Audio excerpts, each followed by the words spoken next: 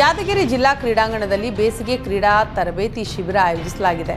ಯುವ ಸಬಲೀಕರಣ ಮತ್ತು ಕ್ರೀಡಾ ಇಲಾಖೆಯ ವತಿಯಿಂದ ಜಿಲ್ಲಾ ಹಾಗೂ ತಾಲೂಕು ಕ್ರೀಡಾಂಗಣಗಳಲ್ಲಿ ಏಪ್ರಿಲ್ ಮತ್ತು ಮೇ ತಿಂಗಳಿನಲ್ಲಿ ಶಿಬಿರ ಏರ್ಪಡಿಸಲಾಗಿದೆ. ಆಸಕ್ತ ಶಾಲಾ ಕಾಲೇಜುಗಳ ವಿದ್ಯಾರ್ಥಿನಿಯರು ಈ ಬೇಸಿಗೆ ಕ್ರೀಡಾ ಶಿಬಿರದಲ್ಲಿ ಭಾಗವಹಿಸಬಹುದಾಗಿದೆ. ಈಜು, table tennis, volleyball, athletics, mallakhamb ಸೇರಿದಂತೆ ಹಲವು ಕ್ರೀಡೆಗಳನ್ನು ಏರ್ಪಡಿಸಲಾಗಿದ್ದು, ತರಬೇತಿ ಪಡೆಯೋದಕ್ಕೆ ಶುಲ್ಕವನ್ನು ನಿಗದಿಪಡಿಸಲಾಗಿದೆ ಅಂತ ಯುವ ಸಬಲೀಕರಣ ಮತ್ತು ಕ್ರೀಡಾ ಇಲಾಖೆ ಸಹಾಯಕ ನಿರ್ದೇಶಕ ರಾಜು ಬಾವಿಹಳ್ಳಿ ತಿಳಿಸಿದರು. ಯಾದಗಿರಿ ಜಿಲ್ಲೆಯಾದ್ಯಂತ ಸುರಿದ ಅಕಾಲಿಕ ಮಳೆಗೆ ಹಲವು ಅವಾಂತರ ಸೃಷ್ಟಿಯಾಗಿದೆ.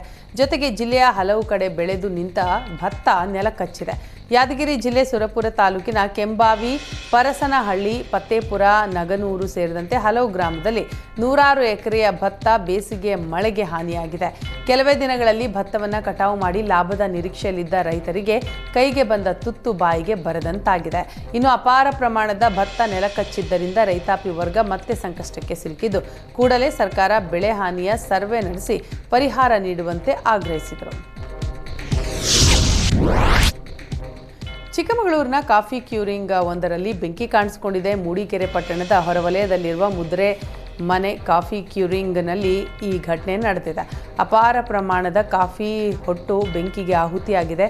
ಮೂಡಿಗೆರೆ, ಚಿಕ್ಕಮಗಳೂರು, ಬೇಲೂರಿನಿಂದ ಅಗ್ನಿಶಾಮಕ ಸಿಬ್ಬಂದಿ ಆಗಮಿಸಿದ್ದು ಗೋದಾಮಿನ ಒಳಗೆ ಬೆಂಕಿ ನಂದಿಸಲು ಹರಸಾಹಸವನ್ನು ಪಟ್ಟಿದ್ದಾರೆ.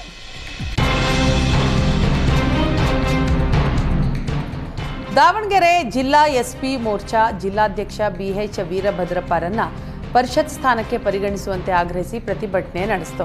ದಾವಣಗೆರೆ ನಗರದ ಅಂಬೇಡ್ಕರ್ ಸರ್ಕಲ್ನಲ್ಲಿ ನೂರಾರು ಕಾಂಗ್ರೆಸ್ ಮುಖಂಡರು, ಕಾರ್ಯಕರ್ತರು ಬೃಹತ್ ಪ್ರತಿಭಟನೆ ನಡೆಸಿದರು. ಬಳಿಕ ಅಂಬೇಡ್ಕರ್ ಸರ್ಕಲ್ನಿಂದ ದಾವಣಗೆರೆ ಜಿಲ್ಲಾ ಉಸ್ತುವಾರಿ ಸಚಿವ ಎಸ್ ಮಲ್ಲಿಕಾರ್ಜುನ್ ನಿವಾಸದವರೆಗೂ ರ್ಯಾಲಿ ತೆರಳಿತು. ಸಚಿವರು ಮನೆಯಲ್ಲಿ ಇಲ್ಲದ ಕಾರಣ ದಾವಣಗೆರೆ ಸಂಸದೆ ಡಾಕ್ಟರ್ ಪ್ರಭಾ ಮಲ್ಲಿಕಾರ್ಜುನ್ಗೆ ಮನವಿ ಸಲ್ಲಿಸಿದರು. ಬಿಎಚ್ ವೀರಭದ್ರಪ್ಪ 40 ವರ್ಷಗಳಿಂದ ಕಾಂಗ್ರೆಸ್ ಪಕ್ಷದಲ್ಲಿ ಸಕ್ರಿಯ ಕಾರ್ಯಕರ್ತರಾಗಿ ಸೇವೆ ಸಲ್ಲಿಸಿದ್ದಾರೆ.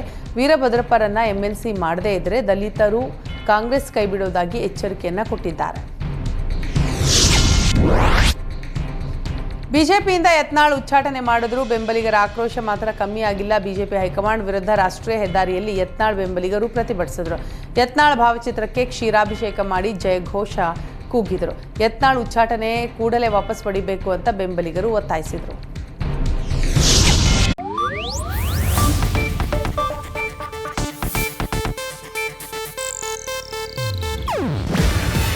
ಇದು ಏಷ್ಯಾನೆಟ್ ನ್ಯೂಸ್ ನೆಟ್ವರ್ಕ್ ಪ್ರಸ್ತುತಿ. ನೀವು ನೋಡ್ತಿದ್ದೀರಾ ಏಷ್ಯಾನೆಟ್ ಸುವರ್ಣ ನ್ಯೂಸ್.